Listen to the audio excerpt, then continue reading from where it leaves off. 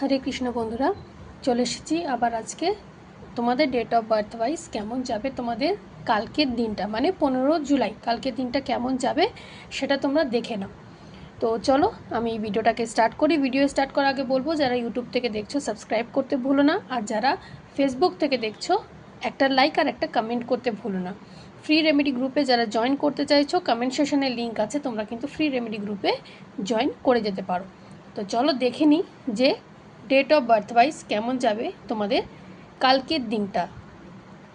যারা হচ্ছে 1, 10, 19 আর 28, কালকে কিন্তু নতুন কিছু শিখতে পাবে, ঠিক আছে, খুব উৎসাহ থাকবে। কিন্তু যারা হচ্ছে 2, 11, 20, 29, কালকের দিনটা কিন্তু পুরনো কোনো ইচ্ছা কমপ্লিট, মানে কোনো উইশ কমপ্লিট হওয়ার চান্সেস কিন্তু কালকে আছে।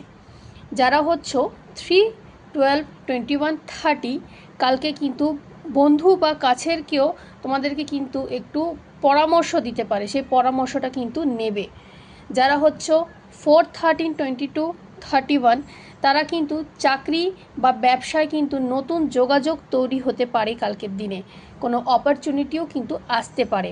যারা হচ্ছে 5, 14, 23, অতীতের কোনো ভুল যদি সেটা মনে হচ্ছে কোনো গিল্টি ফিল হচ্ছে যে হ্যাঁ ভুল হয়ে গেছে, তাহলে কালকের দিনে কিন্তু সেই মানুষটার কাছে গিয়ে যদি ক্ষমা চেয়ে নাও বা কনফিউশনগুলোকে ক্লিয়ার করে নাও, তাহলে সেই ঝামেলাটা কিন্তু মিটে যেতে পারে।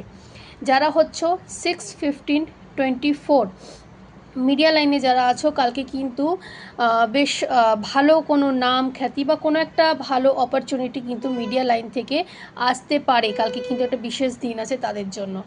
যারা হচ্ছে 7, 16, 25, তাদেরকে বলবো কাগজপত্র সংক্রান্ত কিছু যদি হয়, সেটা অফিসিয়াল হোক বা জমি জায়গা রিলেটেড হোক, কোর্ট কেস রিলেটেড হোক, কালকের দিনটা কিন্তু একটু অ্যালার্ট থাকবে। কাগজপত্র সংক্রান্ত কিন্তু কোনো প্রবলেম কালকে আসতে পারে। যারা হচ্ছে 8, 17, 26, কালকে কিন্তু একটু শারীরিকভাবে দুর্বলতা আসবে, একটু বিশ্রাম নেবে কালকের দিনটা। যারা হচ্ছে 9, 18, 27, সন্ধ্যার পর কিন্তু কোনো ভালো খবর আসতে পারে।